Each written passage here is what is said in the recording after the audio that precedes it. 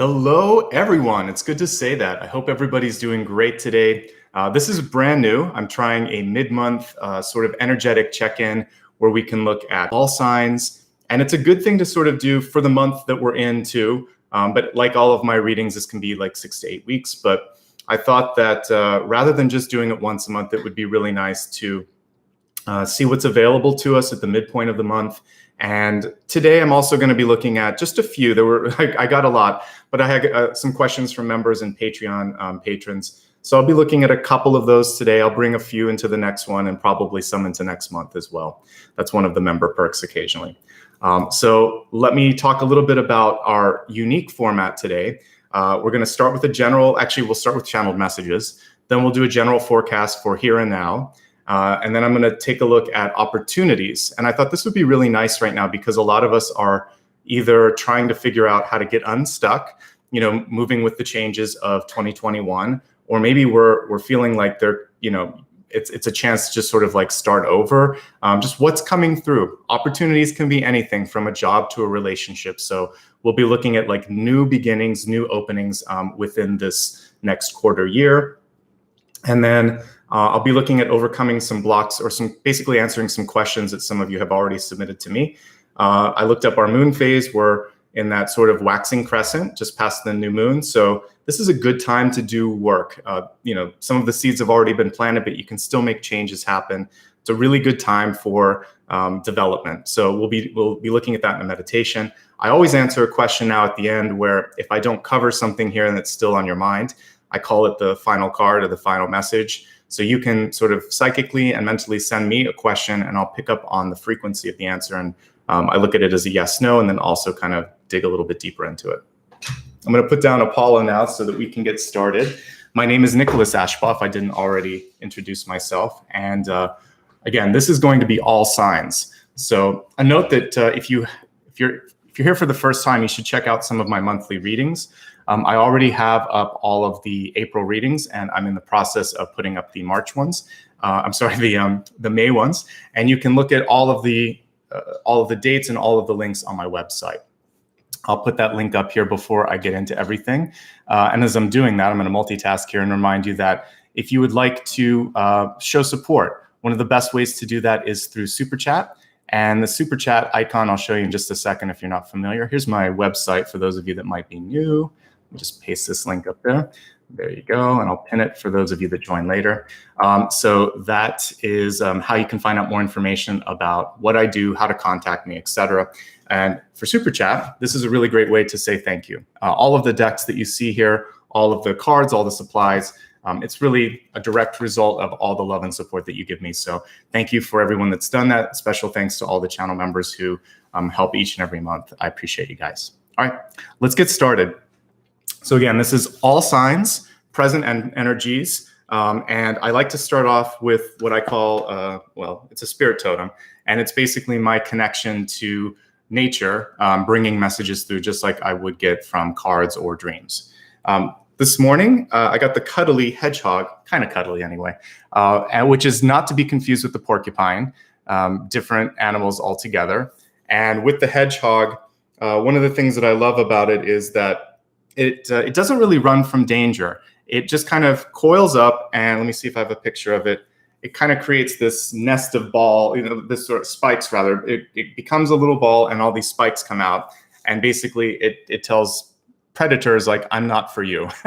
So it doesn't feel like it has to attack. It doesn't run away. It just kind of morphs. It is a little bit of a shapeshifter, and all of a sudden it becomes something that people don't want to mess with. So I like that it kind of has this hidden superpower, if you will. And that's your totem today. Cuter than I remembered it.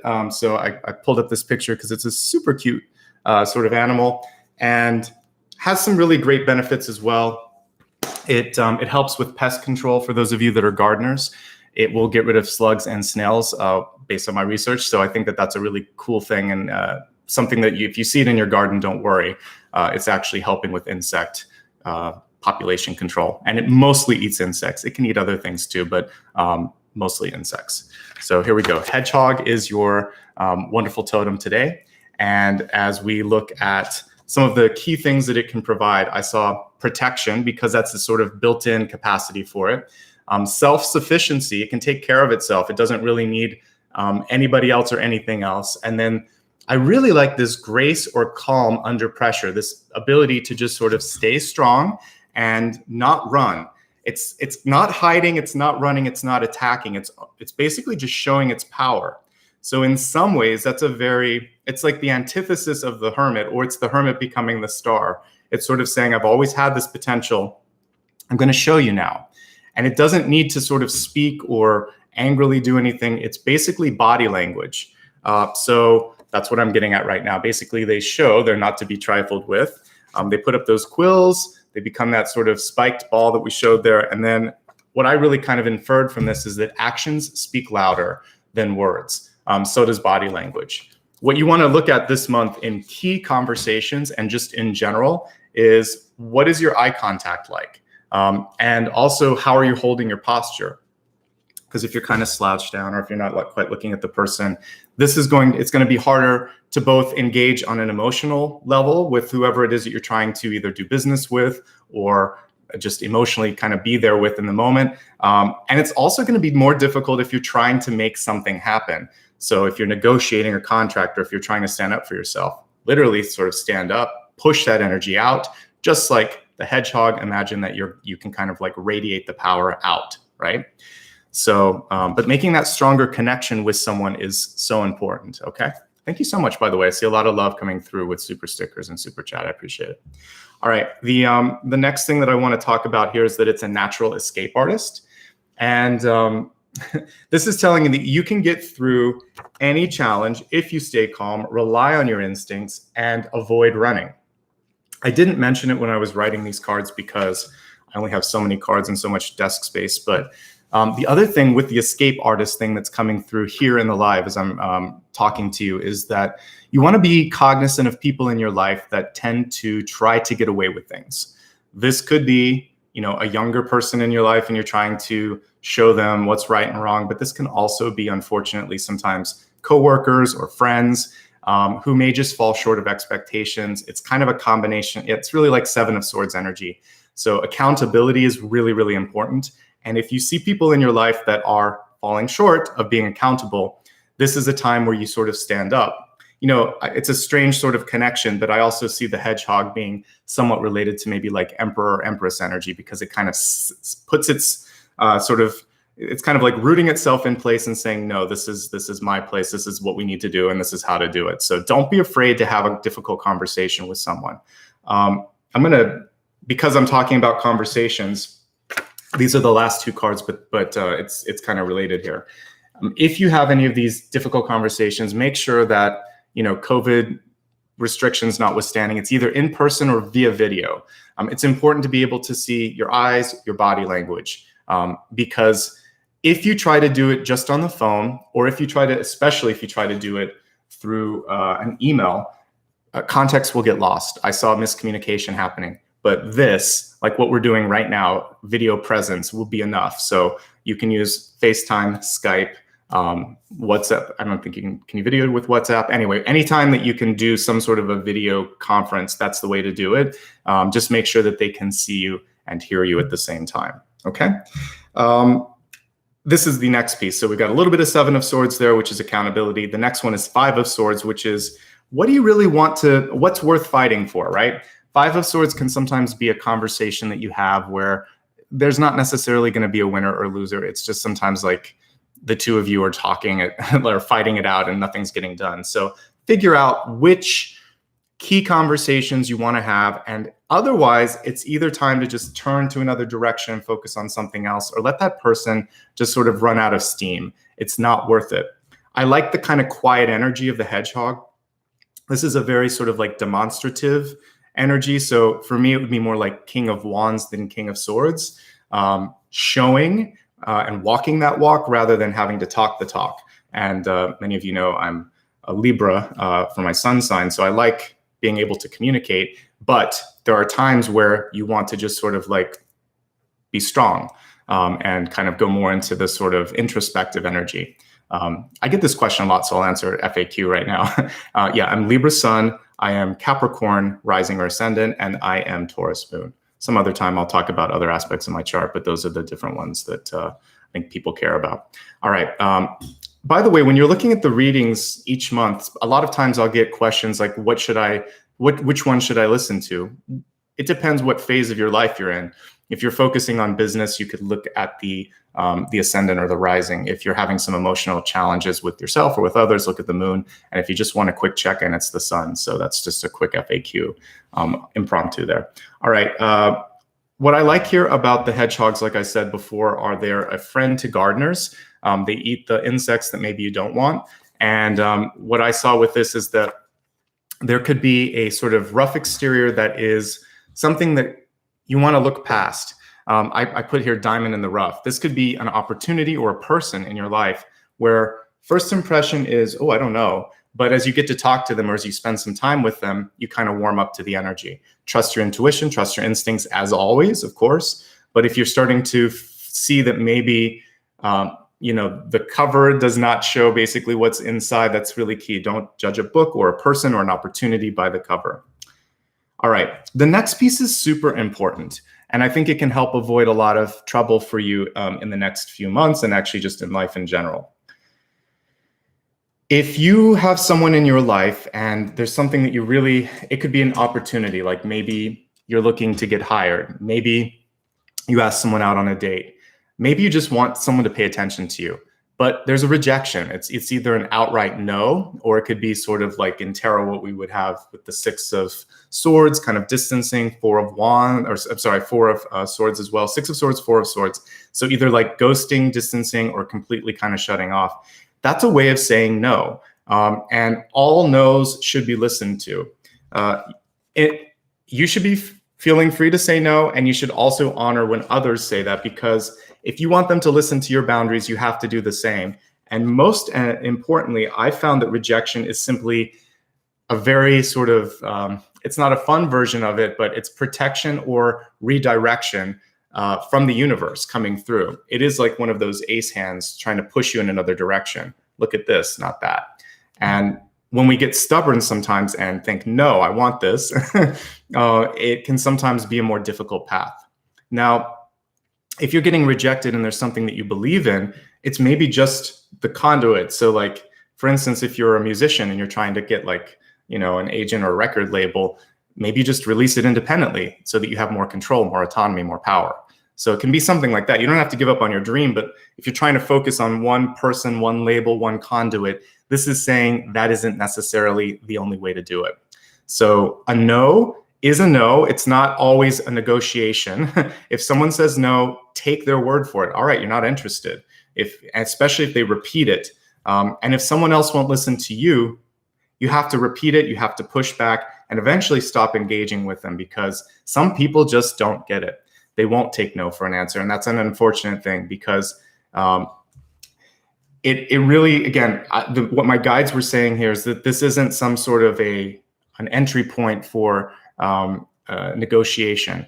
This month, if you get a no, I think it's really important to just listen to the no and move on and find something where there's a yes, or a yes exclamation point, where it's a really great connection. You deserve better, basically, okay? In my dreams this morning, it was kind of like I was tasting food, like I was a chef or a cook or something. And someone that I was working with was trying to get something out of the kitchen that wasn't ready. It was undone. I could tell that ingredients were missing. The message that I'm inferring from this one as well is that I really don't want you rushing to the finish line, because like the food that I was tasting, some of the ingredients are missing. I want you to double check everything. Focus on following instructions, following the menu. And if you're going to improvise, make sure that you test it and you get some other people to test it as well, to see if the changes that you've made are good, or if your judgment is kind of like matching with other people, because it may be a sort of acquired taste. That's what I was seeing with that. So again, this is a metaphor. It's just saying, I'm glad that you're taking action for those of you that are pushing to get something done, but divine timing is important, and also making sure that you're not skipping something that's really, really important, okay? The next thing that I saw was you being kind of in this role of conductor, like someone that's conducting an orchestra. And for this, you have to, like any leadership position, you have to know what you're doing and you have to trust that you know what you're doing. Because people that, if you look at someone who they're like, I don't know, and they're trying to lead you, you don't feel comfortable, you don't feel confident. And so even if you don't know, trust that you have what it takes to make the decision in the moment. Just trust yourself. I was really looking at self-confidence that came through with the hedgehog, this sort of quiet calm that it has, and then also just trusting yourself. And then people will give you the feedback too. So if you're getting positive feedback, you're doing well, don't second guess yourself. I basically saw a harmonious outcome. If you're trying to deal with some sort of a tricky situation where you have like people that are in just kind of like separate sides of the equation, they're having a hard time connecting, I feel like you might be playing that mediator role where you're trying to find a common ground. And it might just be a little bit of overlap where you could say, well, we could at least agree upon this, and that's where you can start the conversations. This was super specific. So I'm going to show you, I don't have, I ran out of regular Palo Santo, but I also have chips that I will burn. And I have like charcoal. You can use this with charcoal. But my guides showed me that you need to kind of like walk around your house or office or whatever and use some Palo Santo. Normally I use just regular sage, which I'll show you here as well. I mean, I think everybody knows what. So this is sage. Most of us have seen this, but you can also use these sort of wood chips that have a really beautiful scent. And I could smell the scent of Palo Santo this morning. It's kind of, it's sweeter than, yeah, it has this sort of sweet smell to it. Not like cedar, but kind of like in that energy where it's a little sweeter and a little earthier. And this is a really nice way to smudge. And let me show you. I actually brought a picture up here because I wanted to let you see what the regular. So normally it looks like little wood chips. So that's, sorry, that's normally what this would look like right there. And you would just light that, you would blow the flame out, and you can just move that around your house. And it has a really nice scent to it. So for whatever reason, I feel like some of you may have just been really busy, haven't really done the spiritual cleaning that you need to do. And smudging is something that you can do on a daily basis if you would like to, or you can do it on at least a weekly basis. I also frequently use incense. I don't have them right here. I have them over my shelf over there. So I use a combination. I like to use incense. I use Palo Santo sometimes. I use sage. And I also use frankincense. I can show you what frankincense looks like here as well. I have a video on this, and I really should update it at some point. But incense looks more, it's like this, they're little resin crystals. And so you would have to put this on a charcoal block as well. So take a look. It's an ancient video. One of these days I will redo it, but I have an old video on my YouTube channel on how to use these different things, and then also the singing bowl as well. But Palo Santo, for whatever reason, came through. I think for those of you that may not have done much smudging before, you might like the smell of it. So maybe that's why my guides were showing it. And different, I find that the different sort of smudging methods clear different things. So for me, sage works for almost everything. If there's a really heavy energy, I really like the frankincense. For daily use, I use incense because it smells good and the neighbors don't wonder what's going on here. I just open a window and I kind of let that work. And then, yeah, just kind of experiment with it on your own, and you'll find which ones help you clear things out. So one of these days I will update that video, but it's still accurate, even if it was maybe done like 3 or 4 years ago, and the production value is not as good as it is now. So I appreciate you guys. All right, we're going to get into the first section here. I'm going to start with the general forecast. It's for everyone right here, right now, and 6 to 8 weeks from the time that you watch this, this will be valid. So I'm going to use a new deck that I've been using here. It's the Prisma Visions Tarot. I don't have this yet on my website, but I'll try to add it later. And everything else that I'm doing is, at least as far as the main tarot decks go, they're on my website if you need some links. So let me just make sure I got all the cards. All right, I'm going to pull the camera down, and I let the general forecast follow whatever it needs to. I don't read just love.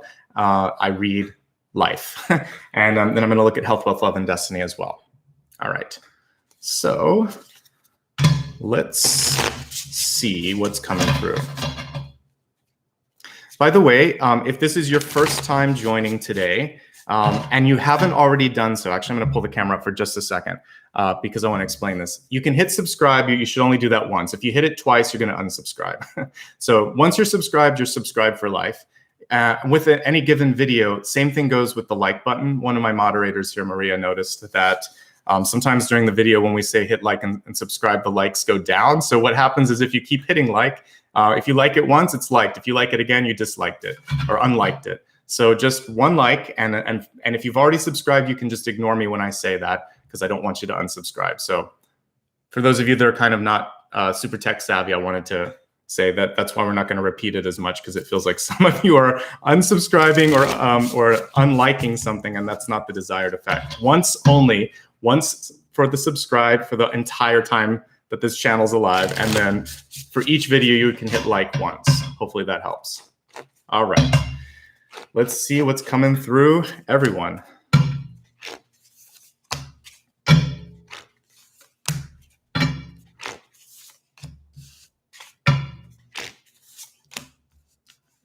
I do appreciate the engagement, though. By the way, if you watch this on replay, sharing the video and commenting is super helpful as well as a single like.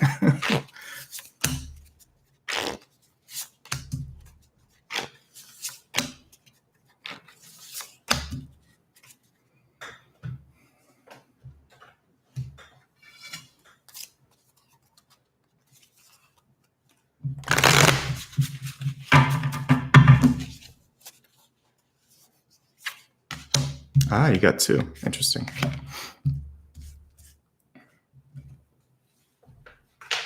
Yeah, I think this is one of the more beautiful decks that I own. Independently done, a little bit more expensive. It's about 45 bucks, but it's totally worth it. Really nice to support independent artists out there as well.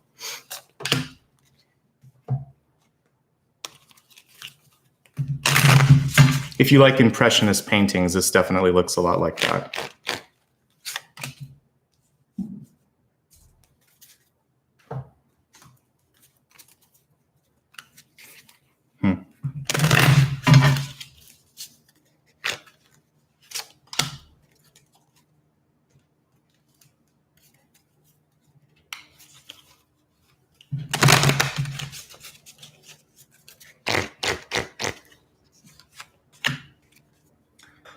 Okay, let's take a look at everything that's coming through and talk a little bit about what's happening here. I definitely see some changes happening with relationships. When you heard me go, I was looking at the Two of Cups and the Death card, so I feel like there's going to be a really big shift in relationships this month, but let's not get ahead of ourselves. We're going to start with your dual catalyst cards.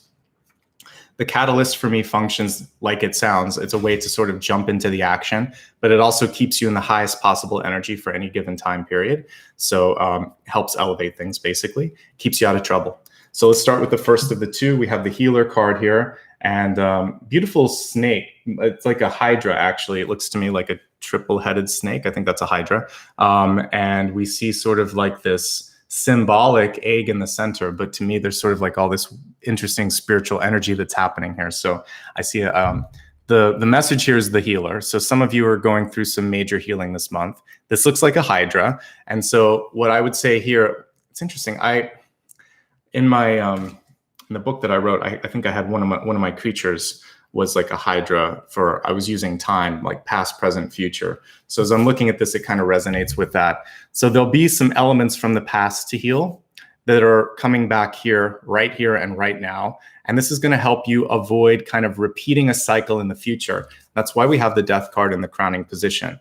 I think you're going to break a cycle and make something better in its place.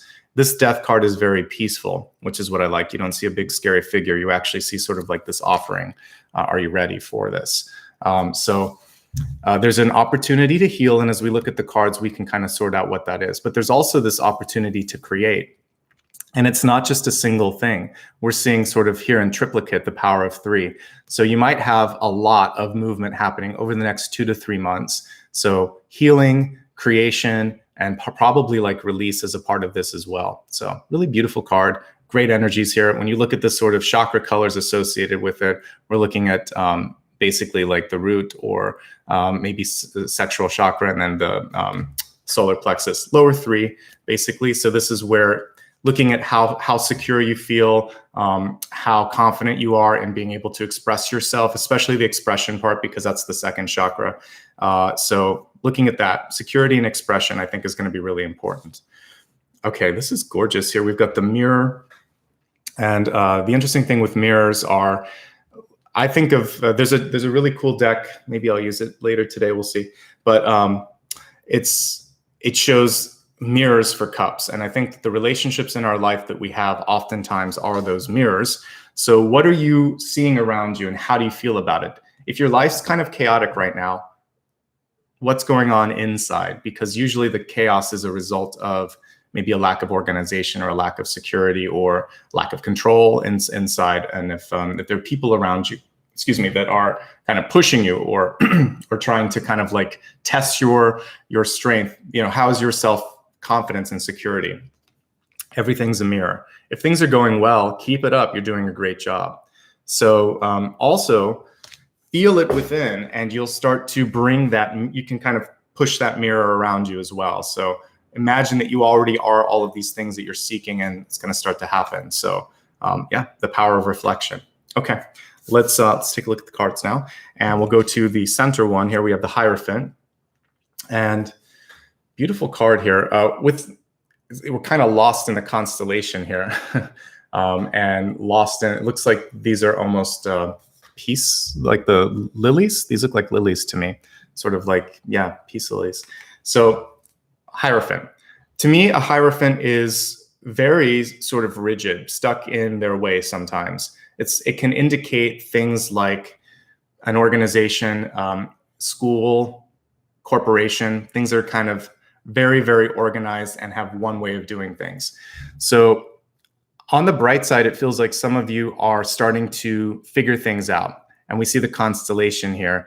Kind of looks like Taurus in the background because I'm seeing the bull. But either way, on the bright side, you can stand up for yourself and be able to really do what you want to do. But there can be a closed-mindedness with the Hierophant that we want to be careful of. So remember to explore things from a different perspective. Just because it's always worked doesn't mean it's the best way or the only way. So with this Hierophant, because I'm seeing a bull, I want you to not be sort of too stuck. So find a way to reach out, because we have the stars here as well. Keep expanding, and I think you're going to be in a good place. Pretty good card overall. We have the Eight of Swords on top of it. So sometimes this is being uncomfortable with ambiguity. Eight of Swords is a prison that we build for ourselves, and it's pretty nicely organized and illustrated here. In a traditional Rider-Waite-Smith deck, you would just sort of need to take the blindfold off and walk around. It's not a true prison. It's just sort of what we've put up around us. So it's limiting thoughts, people around us that limit our thoughts or our capacity, and sometimes just fear, doubt, all the shadows that show up in our real life. So what you want to do is shine your light or extend those sort of like the hedgehog is sort of like pushing out those energetic protective spheres that you're putting out there and saying, I'm okay, this is going to be okay. And you can basically move forward and get out of this sort of stuck cycle. So that's what I see here. It's okay to step into the unknown. It's okay to try something new. You're going to be all right. This is tempering or kind of affecting it. It's not the true energy of it. So release fear, release uncertainty, and have a little bit more comfort with the unknown, and trust that you're going to just be strong enough to handle it, because you will. Okay. Let's look at the deep past. And this was my first of the aha moments. We have the Two of Cups. It was reversed, but I'd like to pull it upright so we can see it. Really nice sort of easy energy in this Two of Cups. I like that it's also in the water. Like, I mean, it should be because it's the element of water, but things are going to shift, move, and flow. We actually see the people in the water swimming. So for some of you, what's happening maybe is that you're feeling more passion in your life than you have before. And it doesn't take another person to make that happen. I see like Two of Cups, Lovers, Six of Cups as magnet cards as much as it can be about connecting with someone. So for some of you, there's this overwhelming feeling because the card is reversed. So what are you doing to find a way to channel or to move the passion or the heavy energy that you're feeling emotionally? You need something to kind of work with that. If you're in a relationship, slow it down a little bit. It might be moving really, really fast. Make sure that both of you are on the same page, because when the Two of Cups is reversed, there's a little bit of a balance that is lost, and you want to reclaim that balance. We have the Nine of Pentacles also reversed.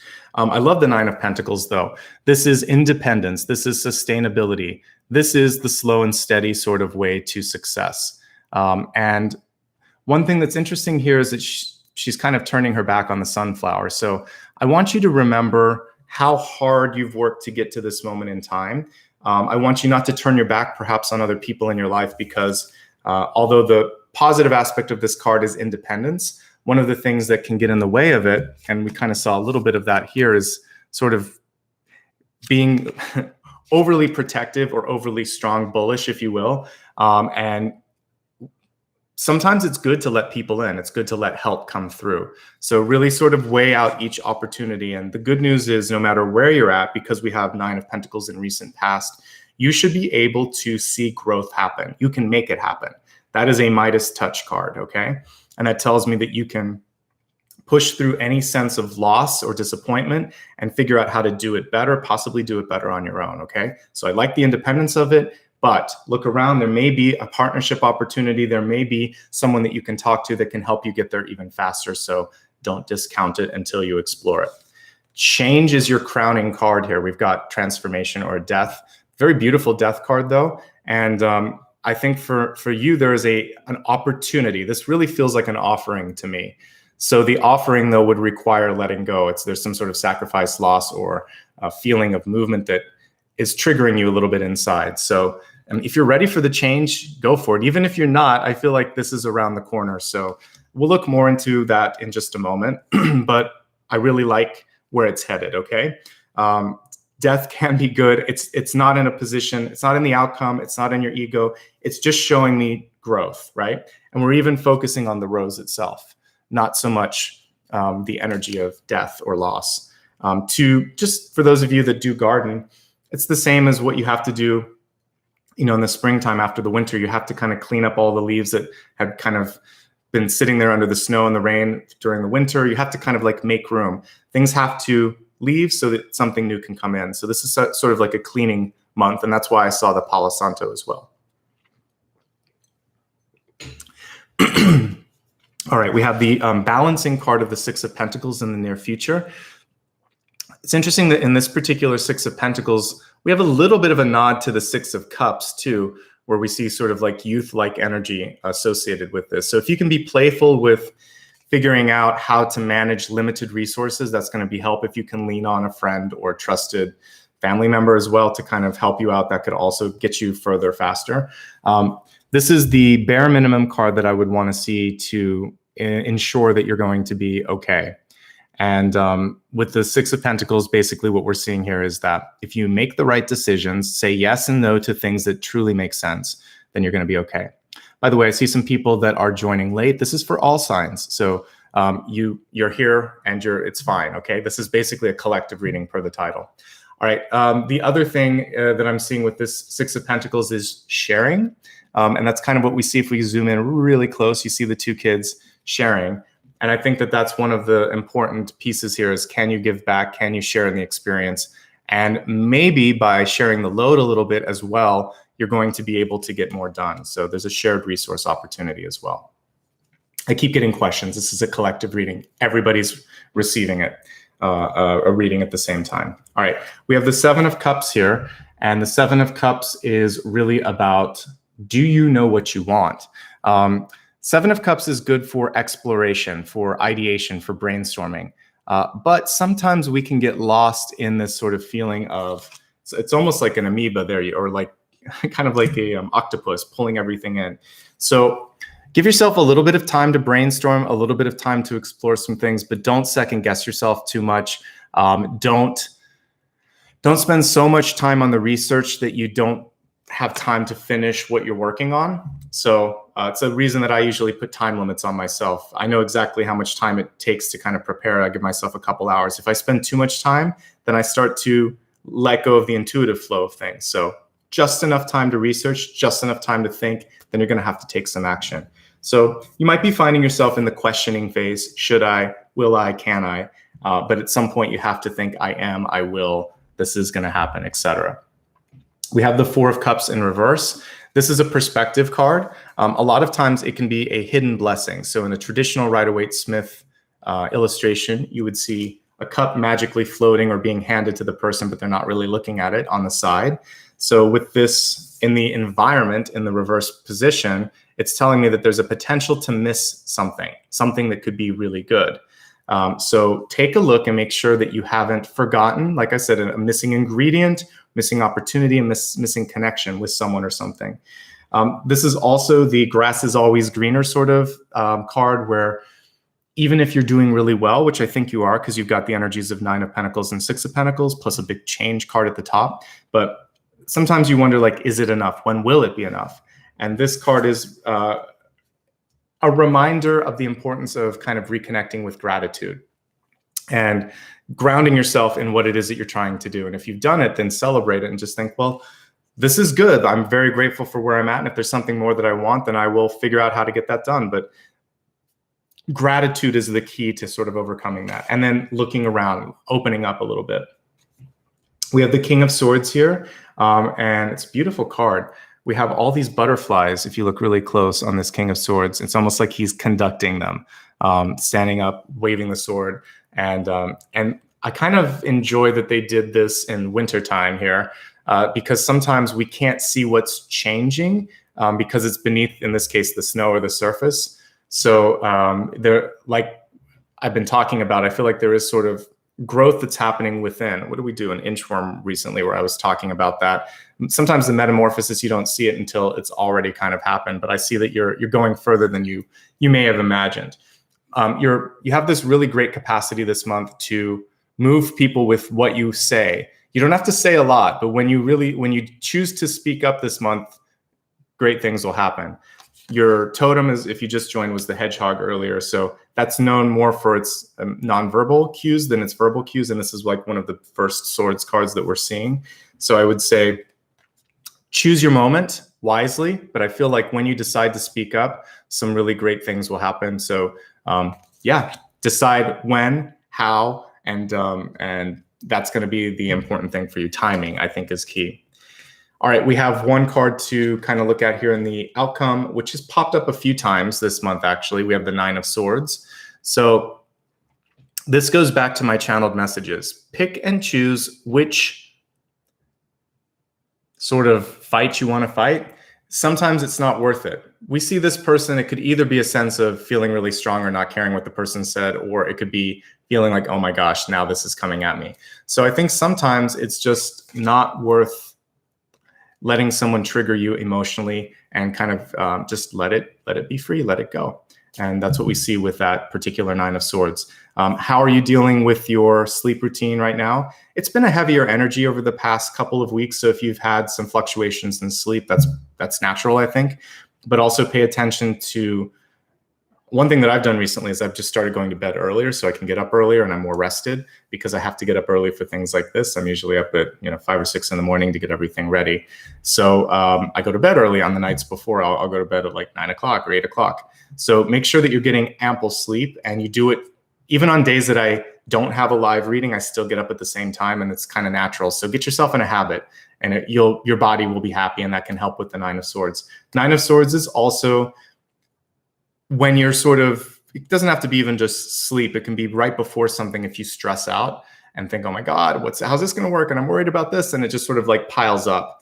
So don't like sort of fabricate this big creature that we see here, or in a normal illustration, all the swords that are sitting there and you're not sleeping. Focus on feeling like tomorrow will be a new day. I'm going to figure it out. And that's a lot of times what I'll do. I'll just sleep on it. I get answers when I sleep. So if I haven't figured everything out, I just get the rough sketch and I think, all right, in the morning it'll be clearer. And I kind of speak it into existence, if you will. Okay. There we go. Let's expand this quickly to health, wealth, love, and destiny. I won't be doing a review today because we have so many pieces of the forecast, and we probably won't do a soul path today, but that's okay because you get to look at those in your individual signs. All right, we're going to look at health first, and we have persistence coming through, and I think you would say this like Lou. I think that's how you say it. But Persistence, we have this beautiful sort of solar deity here coming through. At least it looks like a solar deity to me. I think when I read up on it, the first time I used this deck, that it's solar. But anyway, persistence is key. And because I'm seeing sort of a solar connection here, I would say the power, the sort of ability for you to be able to hold your own, stand up for yourself, not let other people intimidate you. It's going to be really important for general health and well-being right now. The other thing here is not to give up. So if you've just started something new, exercise routine, maybe you just recently started seeing someone like a psychologist or whatever, and you're wondering like, why am I not feeling the impact of this new cycle that I've begun in my life, this new sort of decision to be healthier or happier? Well, you have to give it time. Everything, especially when you're changing the body, it takes time to see the work. So don't give up, keep pushing. You've got this under control more than you think. Let me look at the cards really quick and see what other messages come through for health. Some of you are having a very hard time focusing. This has not a lot to do with health. It just has more to do with maybe this is feeding into anxiety. This could also be feeding into insomnia. So doing something like exercise, listening to music, talking to a friend, even if it's over video chat or something. I think that you need to disengage the mental cogs a little bit. Yoga is really good with this too. So breathing, talking to someone, getting outside into nature if you can, and just walking around a little bit, walking with an animal if you have a pet. Doing some gentle things to disengage the mental wheels are going to be so important. Some of you might have had a close call this month and you've decided to make a change for the better. So a brush with, health scare is what the death card can be. So your doctor said, hey, you need to change this, or you're just feeling like enough now, I'm done with this. Moving past stagnation, getting your body moving. When I see the death card, that's definitely a part of that, is to shift through stagnation in your life. Otherwise, things are actually pretty good for you. There's a lot of mental stuff, emotional stuff that could be kind of building up. There could be some relationship tension. I didn't mention this, but we're going to look at love in a second. But some of you might be easing out of a relationship or getting into one. It's either coming or going with the Two of Cups and the Death card. But let me get into that when I look at relationships in just a second. Those are the main messages for health. Keep pushing. You're on the right track. Don't give up, basically, with that. As we look at wealth, career, finances, are you having fun doing what you're doing? Because you certainly should. This is something that I talk about a lot. If you're not enjoying it, if it's not fulfilling, it should at least be providing you the material to be able to do something that's fun in your life. So the resources, rather. Make time for joy. Make time for joy at work if you can. If you're retired, find something that brings you joy. If you're a student, try to have fun in the studying process. I know that when I was back in school, you just keep thinking, I can't wait to get out into the work world. And then when you get out into the work world, you think, gosh, I miss being a student, because that was the one time where I could just truly explore things without having to worry about making people happy. It was just sort of like, can I master the knowledge?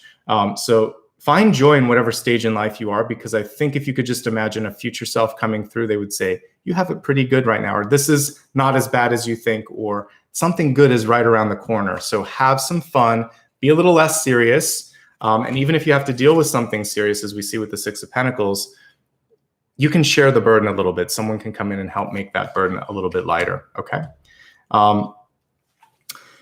Let me see here. Other messages for wealth. Okay, so it feels like some of you might be needing to recover after a loss, because we have death. I only have two hands, so I can't hold the death card here. But it feels like some of you might be recovering after a period of either investing or losing something. But both of these cards are resilient. So I feel very good about your ability to make things happen. I also feel like just making good choices and relying on good people this month, it's going to kind of bring you out of a point where you might have felt stagnation. Some of you may not have a job, or you're at a job where you feel like you're at a dead end, or it feels like nothing's really happening on the career front.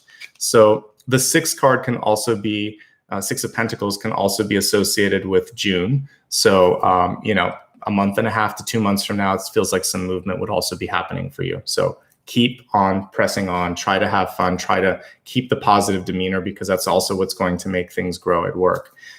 It may be time to leave if it's stressful. For some of you, the work stress isn't worth it anymore. and it may not be changing because, we're kind of in a persistent, state of change with the world right now. And some things are just sort of permanently shifted in one direction. So this is exploring other options for sure. So see what else is out there. I feel like you can land on your feet. There may be something that you would not normally consider that you should, because that's, like I said, a missed opportunity there. All right, so those are your wealth cards. I feel like you're okay, but there is something for some of you that you just have to walk away from. So if you're thinking of leaving or thinking of starting something new, it seems like the timing is right because that card was right at the top. As we look now at love, we have opportunity beckons.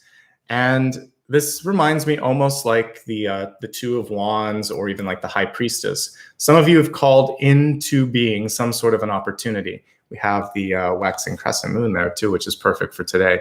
So are you open to it? Have you lost sight of what it is you're trying to create, particularly when it comes to relationships? I don't focus on relationships solely, but we're looking at it now. So for some of you, you might be like, I don't want to say turning your back on it, but it's sort of feeling like it's not happening, or I don't deserve it, or it's not, I want you to keep an open mind about what it is that what you're looking for, whether it's a roommate, a job situation, or a love interest, or maybe it's even your existing partner and you're thinking they're not seeing me. So reconnect with the vision, reconnect with the partner. There's something here where an opportunity beckons, but I also feel like you have to reconnect with the vision. If you lose sight of the vision, you'll also lose sight of the synchronicities and the signs that are coming in. Let's look at people that are in a relationship first, then I'll look at looking for love, and then I'll look at single and happy, or retired and happy and not looking for love. All right, if you're in a relationship, one thing that I'm seeing here is that, I'm just going to pull the camera down for a second because it'll be easier. If you're in a relationship, things have to change. This is the month where it's sort of like make it or break it. Clearly, there's a lot of love here in the past, but what I'm seeing right now is financial stress could be really weighing heavily upon things. A lot of uncertainty, and this feeling of rigidity. This is the only way we've done it. Why, I want it to go back, but this is saying I may not go back to that. So the only way forward is through, and you have to make some changes. So if you are willing to put the work in and make the changes, I feel like it can be okay. The Four of Cups tells me there's something worth fighting for, but maybe you're looking for something more, or maybe you're not seeing that as enough. So it depends on you here. Communication is key to getting through this. Don't let fear or uncertainty kind of get in the way of the change that needs to happen. Relationships right now require communication, and you have to make some changes. So it's up to you. The outcome card is a stress card, so I would say avoid it. When I look at the near future card, it's balance. So we're going to go with this as how it's going to work. Six of Pentacles means you can't have everything you want, but you might have everything you need. So that's the answer there, and you'll have to sort of sort that out and feel if that's like enough for you. Remembering the other powerful messages that we got here as well for relationships, healing is necessary. And what's coming through in the relationships is really a mirror of some of the stuff that you're feeling as well. So heal where you can. And maybe some of you also have to just focus on personal health and well-being right now and look at if that partnership is really embracing that. For those of you that are looking for love, well, it's an interesting time right now because it feels like the primary focus for you is actually on personal growth, Nine of Pentacles and Six of Pentacles. We do see a little shining star here with the King of Swords coming through. So I see a big shift, and we have death, and then we have this sort of metamorphosis energy of the butterflies here. So if there's been a period of stagnation, if you've been focusing more on work, stress, all this other stuff, when you least expect it, when you're least looking, I feel like there is a new energy coming in for you. But before you get there, are you balanced? Are your finances balanced? Are you healthy? Have you made the necessary changes in your life? Are you having the ability right now to focus on what's important? If you can get past the distraction, the stagnation, and some of the balance issues, this will happen faster. Right now, it feels like this is really more on the 6 to 8 week out sort of time span, but the sooner you can make some of these changes, the better. Okay. If you're single and happy, widowed, or just not sort of a widower, whatever, those words are terrible. But like if you don't have a spouse and you're not really worried about that right now, I would say then it's exploration. Actually, it's new beginnings here. So some of you might have just lost someone, and if that's the case, I'm actually very sorry for your loss. But what I see here in the near future is a glimmer of hope here with the Six of Pentacles. Reconnecting with others and maybe peers, because the Six of Pentacles, again, it has a very Six of Cups energy with it. So I feel like you could find people that have common interests, maybe reconnect with old friends, maybe focus more on children, grandchildren, or youth, even if you don't have children, focusing on helping the next generation. All of these things are going to bring you a sense of joy and fulfillment. So feel free to step into that energy if it makes sense. So overall, some really good stuff coming through. The focus seems to be more on your personal development, your personal growth this month. And even if you're in a relationship, it feels like the healing is the most important thing. So heal yourself, help your partner heal, and good things are on the horizon. Okay. Let's look at your destiny card, which is a trajectory type one. I love that we got Ganesha here. And this, I have a specific deck that's just Ganesha, but this is not that deck. So it's nice that it came through. It's reversed, but let's pull it up right here. Basically, this is the clearing agent for all obstacles in your life. Very auspicious in the destiny's position. So we're just looking at relationships. It feels like you can get through it. Like I said, you have everything you need, but it might not be everything you want. So it's really sort of figuring out, is this enough? How long will I be happy with this, etc. And if you've had a hard time sorting something out, what I like about Ganesha here too is all the arms. I was joking a moment ago, like I only have 3. This is really reminding you that your true capacity is unlimited. We're in this sort of rigid human body that can't do everything that we want to do. But if you start to open yourself up to other ways to get things done, it could be with connecting with other people or an organization. There's a bigger way. It's not just you this month. And that's what Ganesha is reminding us. Reach out, let some more hands, some more minds, some more eyes get on this situation, and you're gonna be better off because of that. Okay. Beautiful messages for your general reading here. I'm just going to turn the camera down for a brief second. We're not going to review everything, and I'm not going to review all the channel messages. But if I just kind of take a scan of what's going on here, everything that's happening is for introspection and healing. And the big opportunity is change, whether it's change of job, change of living situation, or in a relationship, you have to see some sort of a change happen.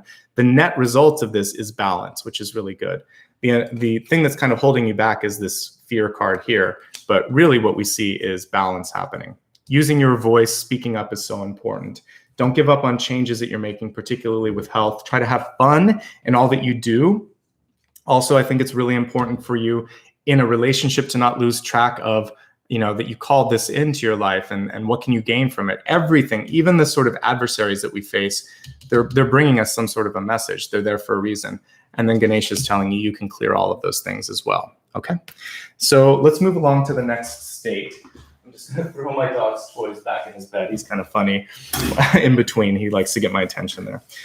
So we just looked at the general forecast. I want to look, kind of piggybacking off of this beautiful Ganesha card, I want to look at opportunities for the next portion here. And I think I just called it that, an opportunity outlook. So we're going to look at what's available to you over the next 6 to 8 week period. And this can be whatever you want it to be, really. So the opportunity could be work. It could be personal development if you're, like I said, retired or focusing more on personal growth. And if you're trying to call in a relationship, it could be that. So as I read the cards, you can kind of look at the answers as applying to those, and I'll highlight anything that I see with respect to that. Apollo he's sleeping in the other room. He'll be back. Don't worry. You'll get a chance to see him, especially when I play the singing bowl. He almost magically comes out when I'm doing that. All right. So I'm using the Little Prince deck here. This is actually listed on my site. So if you like what you see, I put all my tarot card decks there. One of these days I'll do the Oracle card decks, but there's so many of them. Right now it's just the tarot cards. Okay, so this is again, opportunity outlook. How can you make a change happen? This is really important since we saw death in the crowning position. We want to see how you can make some of these changes spark into your life, okay? So if you're job searching or trying to find someone in your life, this is kind of cool for this. This is the seeking reading, sort of like, how can I find what I'm looking for?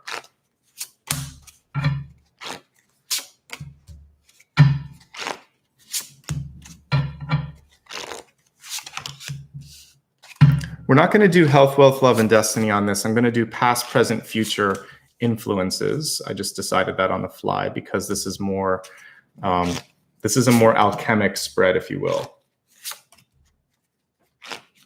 meaning that you have the power to change it. But because we had that Hydra, past, present, future, I'm going to honor the sort of Hydra energy and take a look at it using an oracle deck here. I need to manifest a bigger office here. More space on the desk. Okay.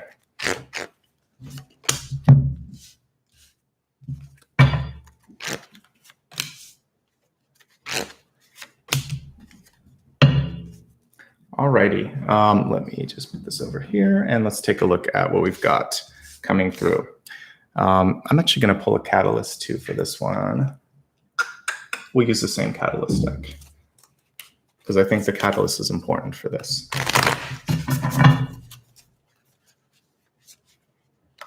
So I keep getting questions about this. If you ever follow my readings, especially the collectives, I don't do sign by sign. I don't need to do that on this because you're all present and I'm reading the general energies. So this is for everybody present and we're not going to time and date stamp all the signs. It would go on for like 3 hours if I did that. So this is for everybody present and you can watch your sign specific ones. I just said there's 2 months worth up here for some of you and I'm getting through the rest of them right now. So, okay. We have the sword here as your catalyst, which is taking a stand, which is deciding what matters. This is like the ace of swords, basically, right? Speaking up, acting on something, and really bringing together all of your intuition and energy here. We see light and dark, yin and yang. Basically, integration is really key with this. So in order to see a breakthrough when it comes to an opportunity, you have to do something. It makes a lot of sense, of course, but speaking, writing, and acting upon it is the key thing. So thank you, guides. We know that, but it's especially saying that you need to do it. Don't wait for someone else to sort of pull the strings, right? Your center card, which would be sort of like, how do I get this done? It's through people. We have the Four of Wands. The Four of Wands is reversed, but let's pull it up right here. And this is basically, if you hold space for something to happen, things will start to pop into that. For those of you that are job seeking, this is building a website, starting a new social media handle. This is printing some business cards. It's creating a new resume. It's putting that resume out there. It's holding space. Those pillars around it is basically saying, here I am, I'm ready for a high partnership, a high opportunity. If you're looking for love, this actually portends good things because it's saying that you've already showed up. So the other person is sort of like divine timing now. You're just waiting for that timing to happen. It's a great time to make new friendships. Friendships are a conduit to the breakthrough or to the opportunities coming through. So speak to your friends, lean on your friends, reach out to your friends because that's where the magic's going to happen. But, and this is so important. So if you don't listen to anything else, listen to this.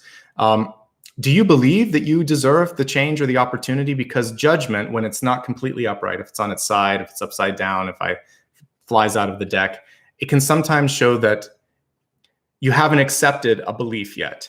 So you may think I'm ready to date again, but if I were pulling cards for you, I would say, but are you really? Or is there something in your head that is kind of holding you back just a little bit from allowing that to come in? So I want you to meditate over the next month. Hey, Apollo, there's Apollo. People asked, hey, buddy, want to say hi? You have to really focus on how much you've accepted what it is you're trying to create. So do you feel worthy of? Do you believe that it is possible? If you feel like you have to make the change, if we piggyback back on the previous reading, death was in the crowning position. So have you accepted the fact that it's over or that you deserve what you just stepped into?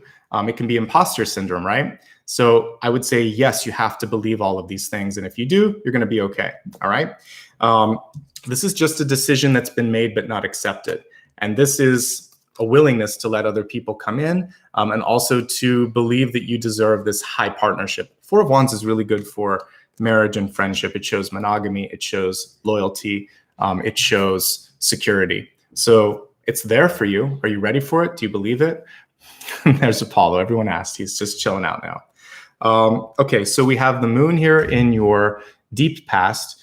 And the moon card comes in oftentimes when we are afraid, when we are uncertain, oftentimes we're led to explore something, but again, there's this feeling of, can I do it? Do I deserve it? Is it okay? So I want you to release fear, and I want you to just in this moment, also any disbelief that you have where you're thinking like, can it happen? Do I deserve it? Will it happen? Just let this go and think, no, I trust it. I feel it, because this is a very instinctual card. So if your instincts say it's right, it's right. Okay. I like it. We have the King of Pentacles here in the recent past. So one thing that I like about this card is you have everything that it takes to bring through what it is you seek, but it's a little passive. He's waiting for something to happen. He's waiting for someone to come to him. And maybe he feels entitled. There's an entitlement with the King of Pentacles. So one thing that we should all feel is that we're never entitled to something in particular. It's sort of like, if it can happen, it can happen. But we should always feel that it's good to work a little bit towards it and be very gracious and grateful for what it is that we're bringing in. So avoid entitlement, lean on your skills, and definitely you have the capacity to manage. This is a really good oversight. And the main difference between like the King of Wands and the King of Pentacles is King of Pentacles can still roll up his sleeve. He likes to do things. He's not so much like a bossy boss. Sometimes the problem could be that he has a hard time letting go of things. So if you are trying to move forward, and we saw death in the last spread, part of this is going to rely on your ability to release. So that's important. We have the Lovers card here in your crowning position. So really, really, really good card, no matter what you're looking for. If you're looking for a relationship, the fact that we got the Four of Wands at the center portends really good things, because if we look at the spread here, Four of Wands, Lovers, so that's showing me someone that you can trust, someone that you can love, someone that you can depend upon. It's coming through, whether it's a business partnership or a love partnership. This is what we look for. That's a really nice combination here.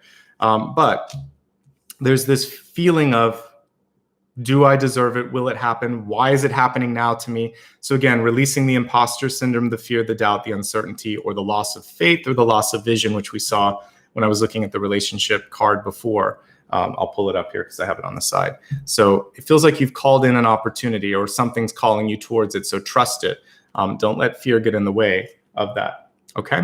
So I really like what I'm seeing. This is magnetic. So trust in the magnetizing sort of energy of the Lovers card.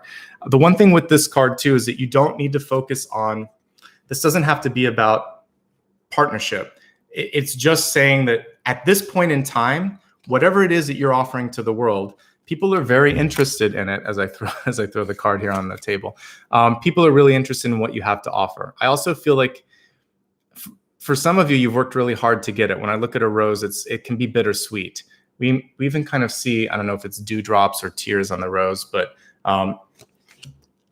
sometimes like it's, when you get what you want, it was harder than you thought. There can sort of be this sort of bittersweet of the achieving it. And also sometimes even like, this was a lot harder than I thought it was. So give yourself a moment to just enjoy and stop thinking so much. Long story short, we had the Seven of Cups before, and it feels like there's over analysis. We have the Magician here in the near future. Set your mind to it. You can do it. Focus is necessary with any Magician card, and connection to purpose, grounding. As above, so below. You're connected to your purpose. You're also connected to your inspiration. You're a channel for energy. So find a way to take action and do something with the energy and the inspiration that you're channeling, because otherwise it's just kind of going around in your head. Nothing really bad with the Magician. It's really good for manifestation. I would prefer the High Priestess, but this is one step closer. So what's necessary right now, again, it feels like moving through loss, and loving again is possible. So if you had something good, like let's say you were in a really good job and the job is gone, this shows me that you can create it again. And also you can grow after that period of stagnation or loss, because we see the rose climbing up around these swords. It'll eventually cover it up and you're not going to even see the pain. So know who you are, know what you want, know that you can create something again, even once you feel like a piece of you is lost. I recently was talking about the starfish, and I think there are certain types of reptiles too, like I don't know if it's a gecko or whatever, but there's certain animals that can regenerate parts of their anatomy, like a tail that's been lost or an arm that's been lost. So I feel like there's some of that regeneration energy that's possible for you too. Loss is part of life. We gain, we lose. It's part of the seasons too. And this is a season of growth. And that's what this Three of Swords says. Yes, you cannot deny what has happened in the past. Yes, you should honor and mourn what is gone as well. But don't forget what's growing. Don't forget what's available to you. There's something beautiful. There's recovery available to you. So there might be a way that you can do both. Remember and grow from it. Literally, that's what this is my favorite Three of Swords. I don't think I don't really like the Three of Swords per se. It's not my favorite card, but this one makes me like it a little bit because it shows that you can persevere, right? All right, we have the Seven of Wands, and this is in the environment. So for whatever you're trying to bring about, love, work, relationship, personal change, this is much like the message that we saw earlier. When we were looking, I believe this was in the ego, or not the ego, but this was in the health card. So pushing, persevering, not letting go. Same thing here with the Seven of Wands. You can do it, and sometimes you might have to do it on your own. If you have the capacity to delegate, better to delegate. Because the Seven of Wands and the King of Pentacles is someone that has a hard time releasing or letting go. So don't be afraid to let things go, okay? The other thing here is, you're right on the precipice of massive growth. The Eight of Wands, it can be a card of like mingling and being out there in the public. But to me, when you think of the traditional Rider-Waite-Smith version of it, you see all the rocket ships taking off, or the sort of the wands flying in the air. So I think things are going to start to happen a lot faster than you think. You can associate that also with August. So we're looking at, the third quarter of the year looks like there's going to be a lot of growth. Second and third quarter is when the growth really starts to shift into first gear for you. All right, we have the Three of Wands right here in the hopes, fears, and opportunities. And it's interesting, as I'm pulling this card, my right ear kind of popped a little bit and opened up. So are you listening, and are you open to, it's very weird. All of a sudden, I can almost hear myself in my head. Are you listening to yourself? Are you listening to the guidance that you're getting? Because that's what my guides just forced me to do. I literally had sort of like this echo chamber in my head for a second. So with the Three of Wands, progress is already being made. Intuition is already coming through, but you might not be listening because they plugged my ear up for a second. With intuition, by the way, I have a question later today that I'll be looking at about like how to meet your guides or whatever. And that's a good one, and I'll talk about it then, but I'm going to kind of address it a little bit right now. Intuition is not always a flash that comes into your head like you see in the movies where you're experiencing it and it's out of body and everything. Intuition can be the subtlest thing. It can just be a feeling. I need to do this. It can be a word that's popping into your head.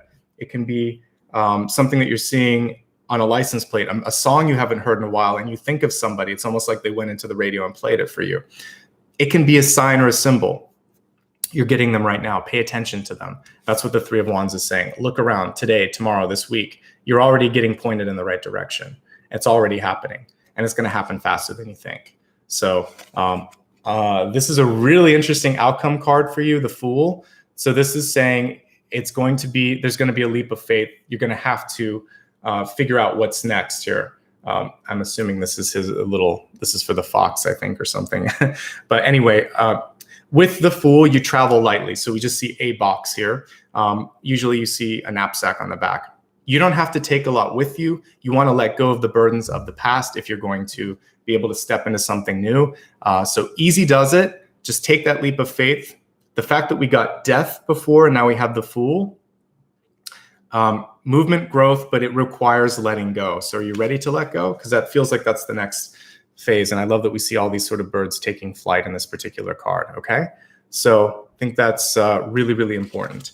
Let's look at I don't do this that often. So this is new, and I just kind of came up with it on the fly, which is why I like these collective readings. We're going to look at past, present, and future influences that will help you make some sort of an opportunity open up or help you make some changes in your life.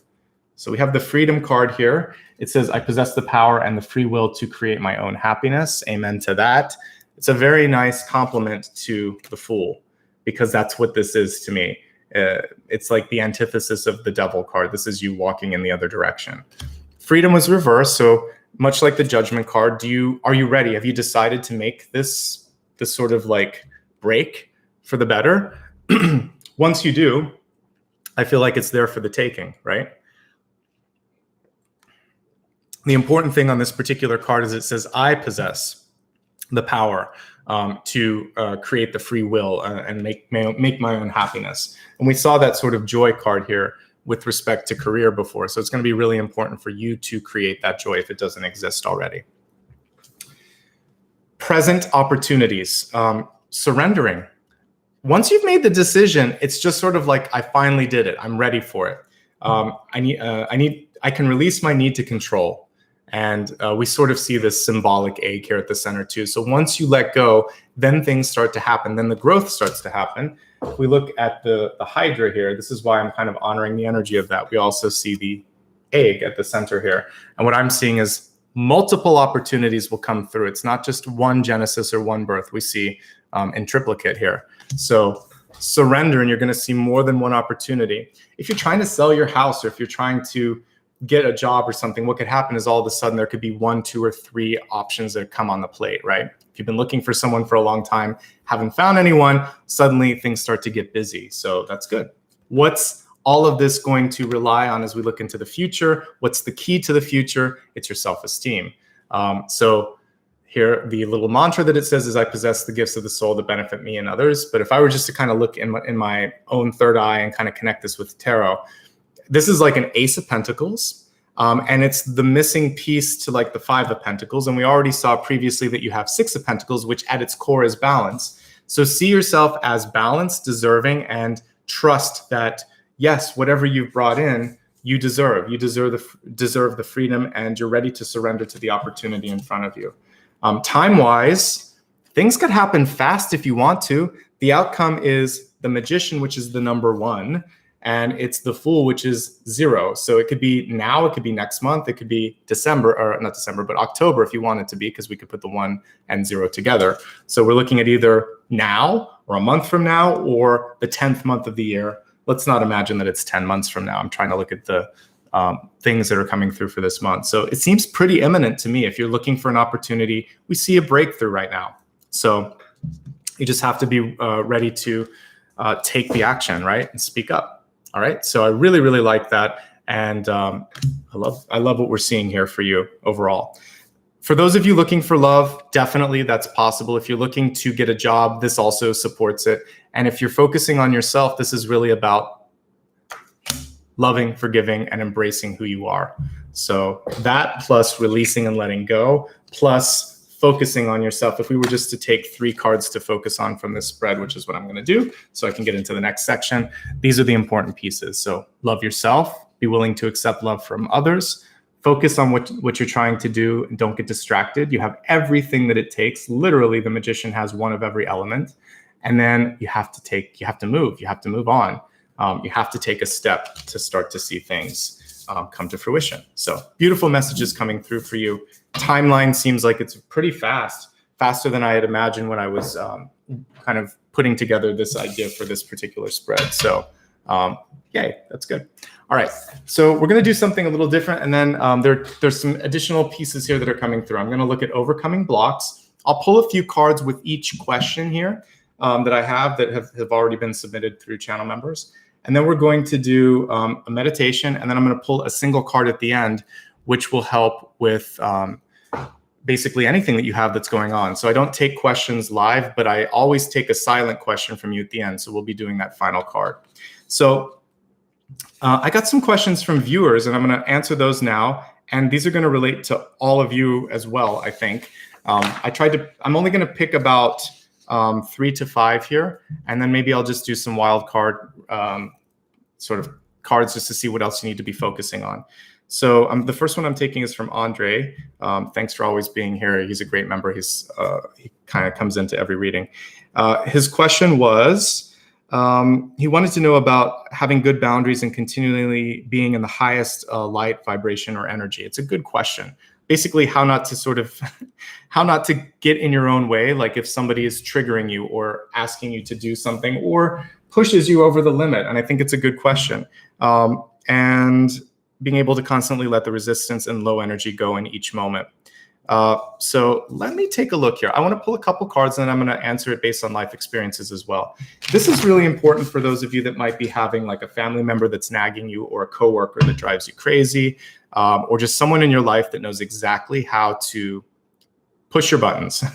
So let's look at the cards, and then I'm going to tell you what is coming through. So we have we have the devil card that came up first, which makes a lot of sense here.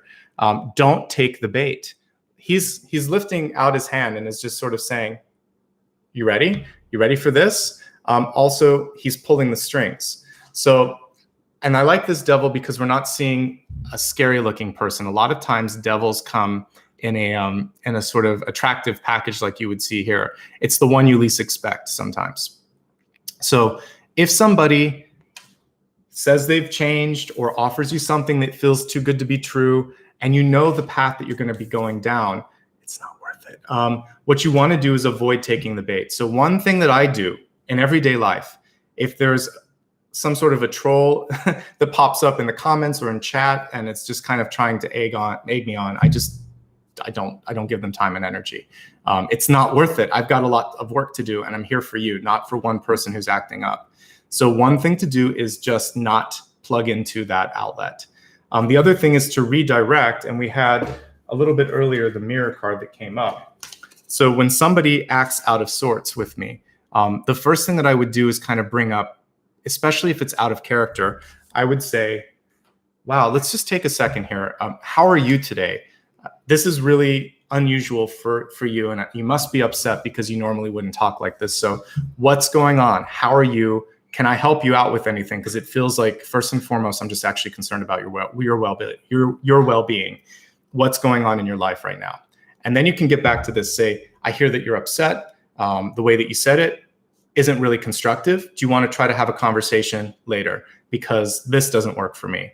And if you can't talk like that, then just wait, and then maybe come back to them and say, I needed a moment. I listened to what you said. I need to also express how I feel. So take control, because in this case, the other person's trying to control you or trying to control your response. You can always control your response. Stress is a reaction to stimuli around you, right? So when you choose not using the porcupine energy, not the porcupine, but the hedgehog energy that we had earlier, he just sort of like shows all of those, quills. He shows his quills and basically says, I'm strong enough to do this. I can manage this. So in this particular situation, don't take the bait, redirect it, and actually take control of the situation. And you can also choose to do nothing, because the death card is just that. You can just say, enough now. I've had it, there's been a few people in my life where you just know that it's energy that you can't transmute, because they're so in their self that they've built the wall so high that they can't see through to you. So in that case, I just cut it off. It's not worth it. Breathing, because my yoga teacher training will come in handy sometimes, and I just take a deep breath. It's harder if you're in an office or something, or someone's in front of you. But you can listen. You can be very, very calm. And then you can say, are you ready for me to share my point of view now? Sometimes the calm can be frightening for the person because they're expecting the antithesis of that. So if they're yelling and everything, you can just sit there and be strong and say, okay, I have something to say now. It's my turn. Hold court and be strong. Don't argue and don't meet fire with fire. You need to neutralize it. That's what I would do. That's what I try to do. Not always easy. We all have our moments where someone acts a fool and it kind of triggers you, and you just forgive yourself if that happens and do a better job next time. And this is not surrendering to the emotional high or low. That's what they want you to feel, is like an avalanche or a tsunami of energy, right? So I think that it's really, really important to just sort of let the wave go, see yourself as a tree, you're going to be strong. And then once that wake is gone, you sort of then figure out what to do with it. The most important thing is don't take the bait. Just bite your tongue, bite your lip, and think about how you want to react before you react, because especially with this one, it feels like whoever you might be dealing with or whatever situations might be around you, some people have been premeditated, so don't be afraid to take time. You can also just say, you know what, I need some time on that. I don't know yet. Let me think about it. Those are some pieces of advice. Let me see if there's anything else here. So it's kind of like the resistance piece would be the same thing, where I would say it's almost the same thing if you're looking at sweets in your kitchen. You can drink some water, take a walk, have a banana, have an apple or something. Give it some time. I would always say give it some time and try something else. Try not to go to the temptation of immediately speaking out or acting out. Okay. So thank you so much. That was a great question, Andre, and I hope I answered your question. Again, I'm only going to take 3 to 5 here, and I will answer the other ones in the other collective and the next couple of ones. You guys gave me enough for several. So if I didn't get to answer it today, I probably will in the future. Okay.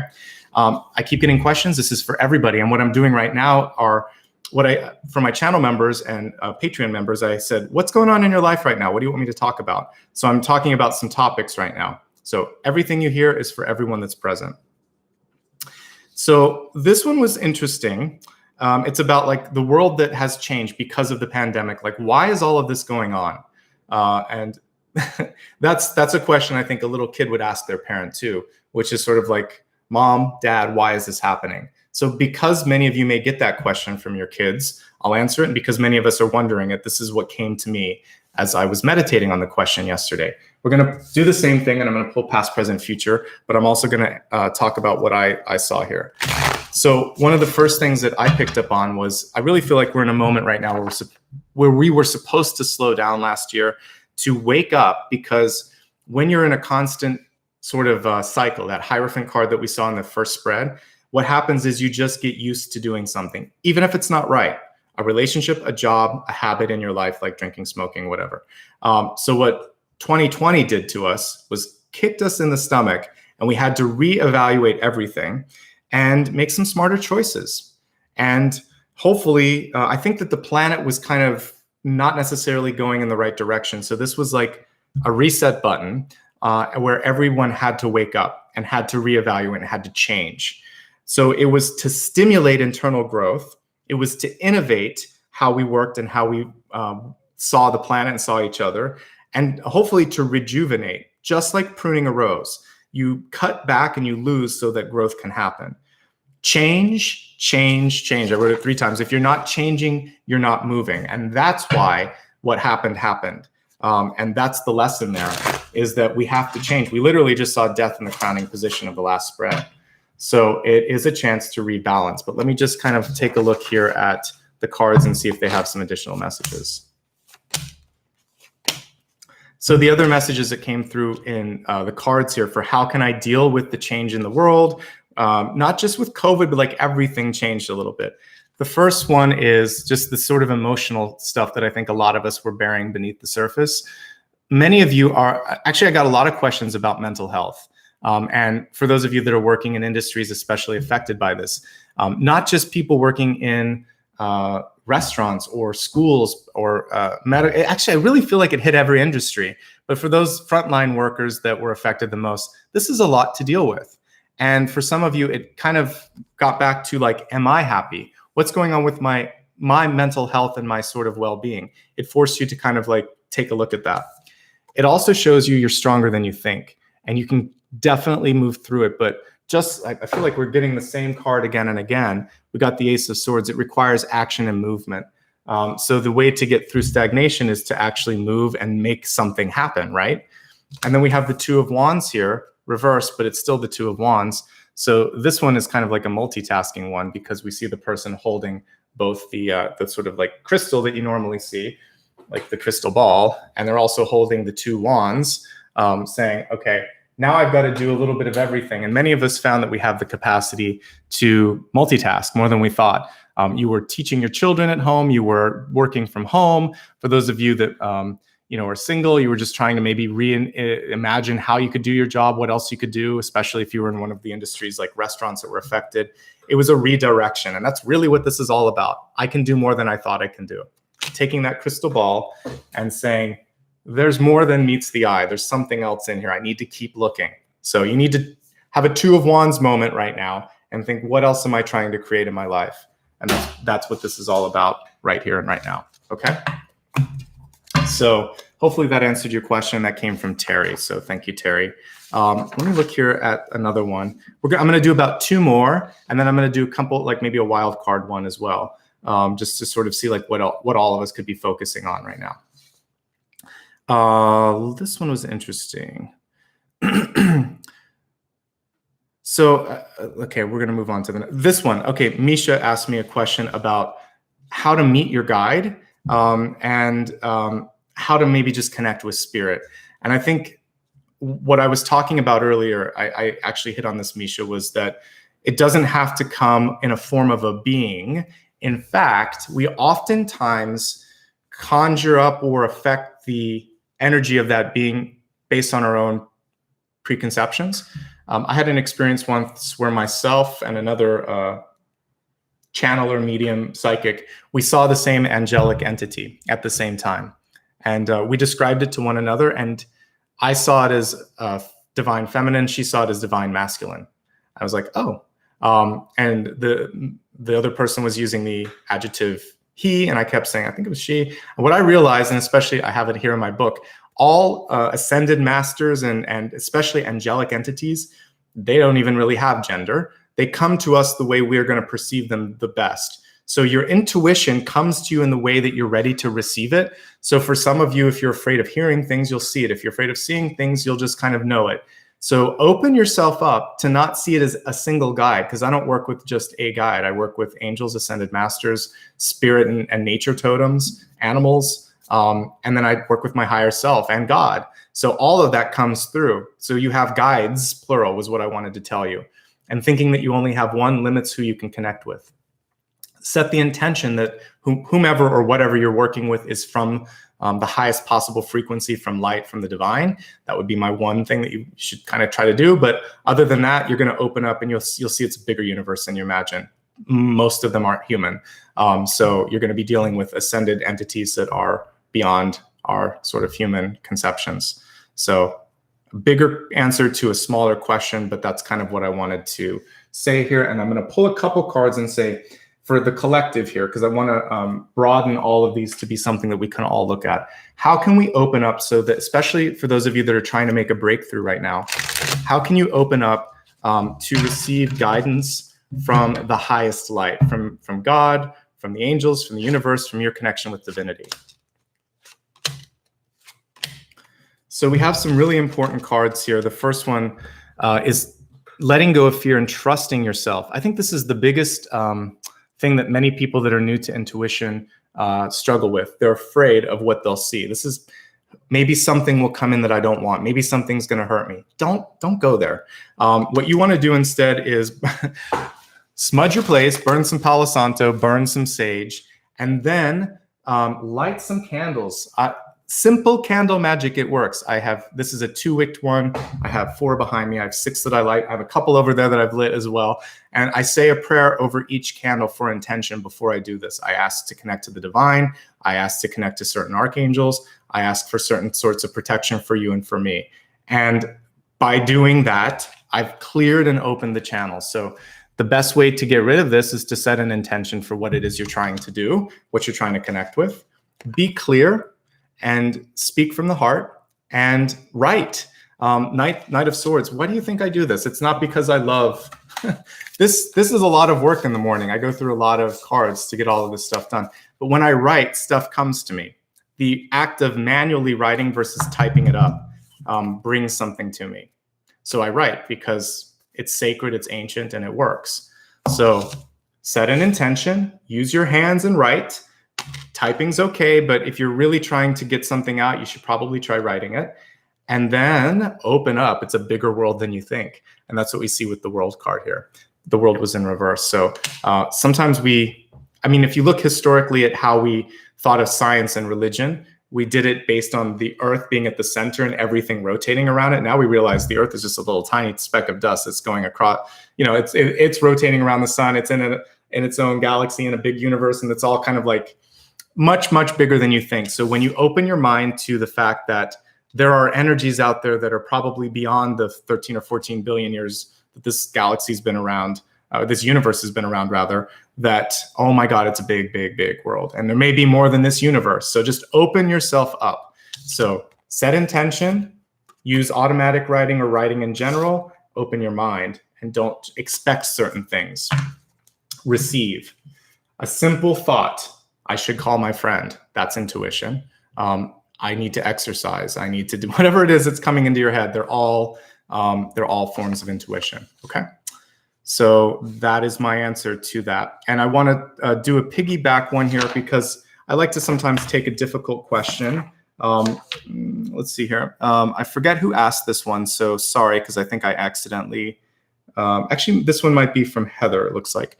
I did two-sided printout, so I lost the connection on some of these. But someone was afraid of, or they were wondering, like, how can I use my intuition, in particular tarot? How would that also be sort of compatible or incompatible with forms of religion? And to me, this is sort of like, it's called reading, right? So I look at tarot like French, Spanish, German, Italian, Japanese. It is a form of getting information. So learn the tools, set the intention like I just said, and if you're not afraid to open up a book, you shouldn't be afraid of looking what the cards have to say. You just have to learn what they mean, and you use the tool with respect. And it's no different to me than closing your eyes, praying, and listening. It's just a different way to connect. Some of us are more visual, and it's nice to see the pictures, and the pictures stimulate our mind to receive the answers. That's all this is. So if you're not afraid of the 24 or so symbols in the alphabet, you shouldn't be afraid of the 78 or so cards in most tarot decks. So one card for overcoming fear. Have fun. Have fun. 6 of Cups. This should be fun. I certainly try to have fun when I'm here with all of you. So have some fun, work with people that you trust, and have that positive energy, and you'll be okay. It's just a tool. Let me see. I'm going to do one last question, and then I'm going to move on to like a quick spread on, not a spread, but like just some things that we can be focusing on right now to get out of our way. Let me see. We're going to look at one more that I selected here. Oh, this is a great question. This came from Anna. It says, when we are experiencing one of those crossing the desert moments, how can we maintain determination and perseverance? So basically, how can you stay hopeful? And I mean, I think we all went through it over the past 15 to 18 months. It's almost feels like it's been forever. So how can you keep hope or hopeful when everything around you sort of tells you the reverse is what you should be doing? So I'm going to pull some cards because I think a lot of us might be going through something like this. How can we stay hopeful? How can we connect to the highest light? Let me see. We're going to use the Sun and Moon deck for this one. And take a look. And then I'll pull a couple of cards just to kind of help you get out of your way. But first, how can we stay hopeful?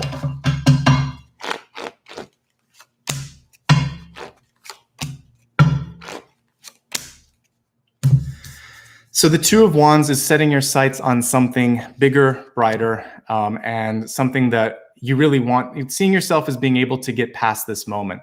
So like if I think back when I was in college and it was really stressful and there were finals and all this stuff, I wouldn't focus so much on the fact of the finals. I would think, okay, I'm like 3 semesters away from graduating, so I'm gonna push through this. I'm not gonna give up now. Always, I like to kind of have something in the distance that I'm looking at. Next goal. I reached this one. What's next? So I think that I really want you to focus on setting a goal and not focusing so much on what is broken or not working, but how you can achieve the goal. That's one of the things that I do every single day. Okay, I don't like this, but I really want this, so I'm going to focus on making that happen. Ownership, accountability, control. You can, you will, you are starting to make those changes happen. So you have the capacity to do it, okay? Also, this is a very young emperor there. We sort of see someone that looks childlike to me. So we're never too old to make some sort of a shift or change happen in our lives. And that sort of youthful energy is really important.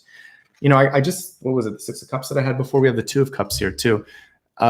Company matters a lot. Whomever you're sort of spending time with, I would say make sure that they're in the same high frequency, because if if you're around people that are in that higher frequency, you're going to elevate yourself too. There's only one choice that you have when people around you get a little bit better energetically. You have to meet them or you fade away. This happens all the time too in regular relationships. So if you raise, people around you will raise, or they're going to stop calling and stop hanging out. Same thing will happen. So just surround yourself with really good people as well, I would say.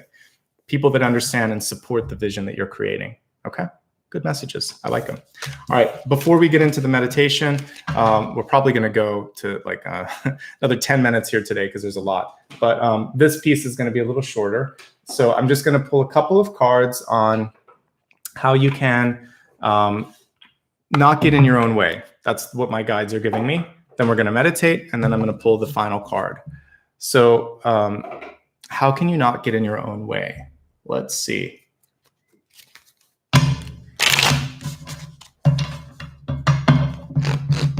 Past, present, future.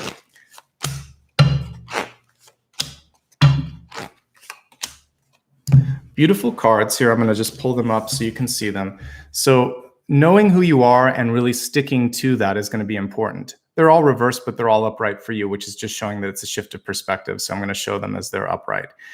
So with the star upright, it would just basically be saying, I'm not going to apologize for going down this path because this is what is authentic to me. Speaking up or doing whatever I'm doing, this is exactly where I need to be in this moment in time. When she's reversed, the star is sort of trying to mute your light or change yourself for others. So you shouldn't have to change yourself for others is what I'm looking at. And as we look at the past, maybe some of you have had a habit of trying to vicariously fulfill other people's goals instead of your own. So this is encouraging you to step up to the light, to follow the path, to be yourself. It's your turn to shine. Then we have the Eight of Cups. Second chances, making and breaking cycles. We had the Death card back at the beginning when we were looking at the crowning position.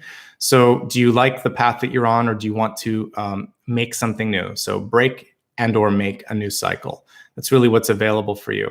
If there's been somebody that's coming into your life and you're just sort of done with that, this is also stepping away. The only thing with the Eight of Cups is it's more like a sabbatical, or the door is kind of halfway open. So I want you to kind of look at that, because we're looking at how you can avoid getting in your own way. Feel free to speak up and make it more of a commitment, like, yes, I want to do this, or no, we're done, and I'm completely done with that. Because what I'm seeing here is you could leave the door open for somebody to keep coming back. So take a look at what kind of signals you're sending. It's really important. And we have the Ten of Wands, which is moving on and moving up. And so ultimately, if it's time to move, it's time to move. And there's something beautiful and powerful waiting you up there. We kind of see something that looks like Stonehenge up at the top of the hill. The other thing is, I feel like you've worked really hard to get here. We see the person carrying the burden of the wands. I also see the squirrel, which for me shows that you've been sort of like storing up and getting everything ready for this moment in time. So don't miss this chance to explore something beautiful. So yeah, like Andre just said, move on, move up. It's time. Why are you waiting?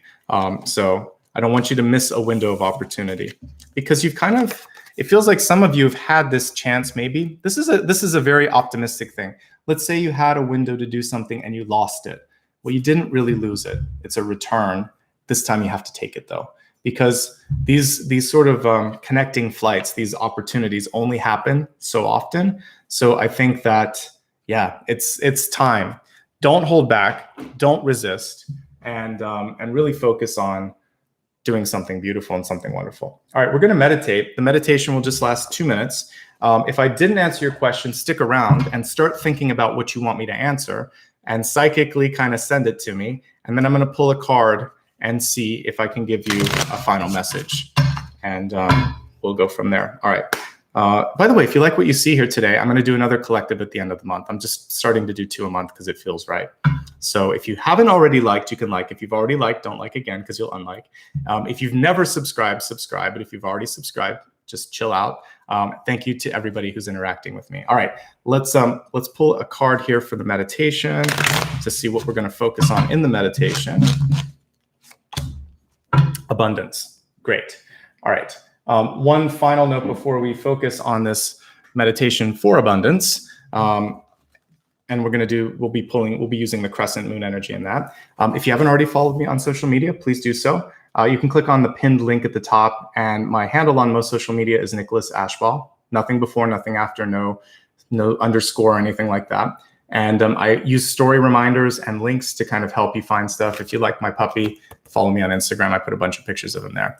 Twitter, I'm an Ashbaugh, but everything else is Nicholas Ashbaugh. So I just wanted to share that. Thank you for everybody also who has given back a little bit. I'll talk about other ways that you can connect with me at the end, but let's get into the meditation. So I'm going to use a singing bowl. This will last about 2 minutes. We're going to focus on helping you step into that. As I get my singing bowl prepared here, the caption on this says, "I am a limitless being. I can manifest whatever I desire in this physical reality." I would say I really like the idea of being timeless, endless, and sort of like deathless, really, because we are eternal, ultimately. This physical body is not, but our soul is. We've been here before. We'll probably be here again. We've already been through a lot of the challenges that we're currently experiencing. So choose in this moment to succeed, to excel, to receive. We're going to do a nocturnal meditation because the hedgehog is actually a nocturnal animal. So you can see him around. You can bring him along on this journey if you'd like. But just imagine that it's a beautiful starry night. You could see the aurora borealis if you'd like to. We could be up in a northern territory somewhere. And I'd like you to look at the moon. Just imagine this crystal clear sky. You see a beautiful waxing crescent, meaning that it's getting bigger. It's moving towards the full moon. And I want you to think about what you're starting to see happen in your life, what you're starting to see come to fruition. That's what we can do as the moon starts to go towards full. So imagine, if you will, if you're looking for money, that you could see this beautiful green energy surrounding your body, or you could imagine stacks of bills if you want to. Or if you're trying to see growth and abundance in your business, you can see a lot of people connecting, calling you, emailing you. If you're looking for love, you can see people seeking you out. You are a magnetic energy.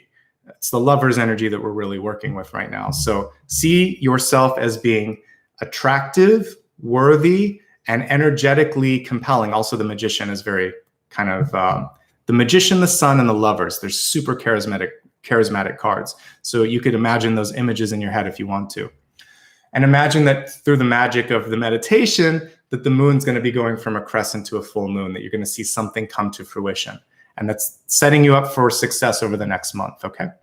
Close your eyes, listen to the sound of the singing bowl, and see growth happening. Imagine just this, if you can do nothing else, cocoon yourself, surround yourself in this beautiful, rich green energy, the green that you would see like if you were looking at moss under the trees, or the mountains after a rainstorm in the spring, or fresh grass after, again, the spring starts to step in. Just that beautiful, bright green all around you. All right, close your eyes for a minute or two. We'll come back and I'll answer your final question.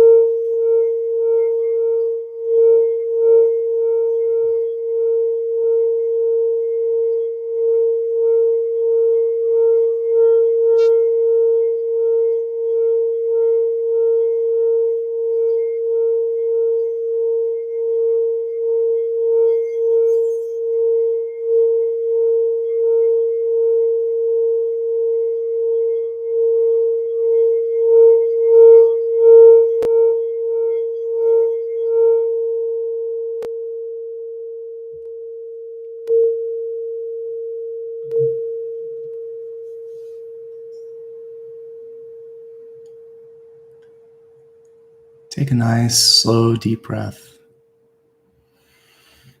And in your mind, I want you to turn your attention towards the moon and imagine that moonbeams are shining out all around you, and a couple of them kind of reach around you and give you a hug, just telling you that your message was heard, the moon is there with you, and between now and the full moon, you're going to start to see some progress happening. And anytime you need to come back to this and listen to it, you can. And every time you walk outside at night and see the moon, she's there reminding you that you're one step closer to whatever goal you're trying to accomplish, whatever you're trying to do. She has your back, okay? All right, let's take a moment here to answer your final question. And for this final question, I want you to think of something that you are, like maybe one of the reasons you tuned in today, whether or not I had a chance to directly address it. This is your moment to get that clarity. I'm going to go to a different deck of cards here and think your question towards me, just whatever it is that you're trying to get some clarity on. I'm going to shuffle the cards and we're going to pull one last card. This is for everyone. I'll read it as both a yes, no, and also a little bit deeper. Some cards can't simply be a yes, no, but I'll try my best.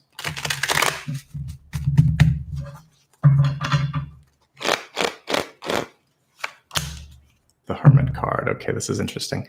As a yes, no, what it's telling me is you're holding back for some reason. The Hermit already has the star energy. He's carrying it there in his lantern.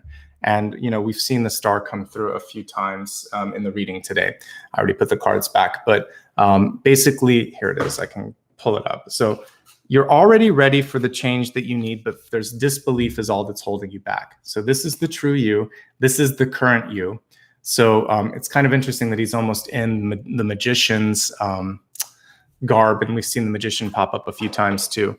So I would say for you at this point in time, are you ready? If you're ready, the answer is yes. If you're not, the answer is no, because you've done the internal work necessary. The Hermit is a very introspective card. The only thing that you want to be aware of when you reach the sort of Hermit phase is sometimes you stay too long in that. We notice that when we look at this, we see all the snowy peaks around him and the ice and everything. You don't want to stay so long in this particular introspective state that you lose focus or you lose momentum. So I think it's time to break out. I think it's time to do that which you seek. And all that's holding you back is internal preparation and readiness, trusting yourself. Remember, we saw the Fool pop up in the outcome, I think, in the last sort of opportunity spread. I can usually remember 2 or 3 spreads back, but I think it was the outcome card. So it's necessary to move on, to break out.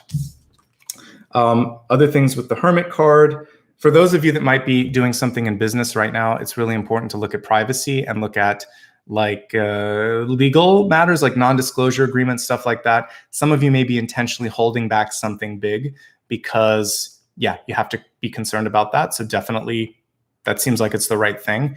It just seems like you're on the precipice of a breakthrough. I always like the Hermit. He's much more than meets the eye, and he's a really powerful sort of symbol. Don't hold yourself back and don't undersell yourself or underestimate or underrepresent yourself. There's something here where it feels like you could be much more if you're ready and when you're ready. Okay. Great card to end on. And yeah, come out of your shell. That's what I see with this one. Okay. I hope that this helps. And I really enjoyed this. Let me know in the comments below when this is on replay if you enjoyed the mid-month collective. I always do something different. I never quite know what I'm going to do until the day before, maybe 2 days before I start thinking about what the energy is going to be. So I'll be back at the end of the month. You can go to my website, which I've put at the top for more information. Maria just put a link to my book. If you want to give back in a different way, I have this in both hardcover and paperback. It's also an ebook, and it's available across. It's available worldwide, just in English, but it's available everywhere. So let me see if I have a screenshot on my website. It looks something like this. And basically, yeah, you can buy it in Europe, in the United States, overseas, etc. So if you're interested, for fans of like Wrinkle in Time, Lord of the Rings, Dune, it's really great. If you'd like to follow me on social media, you have all the handles. I'd love to see you there.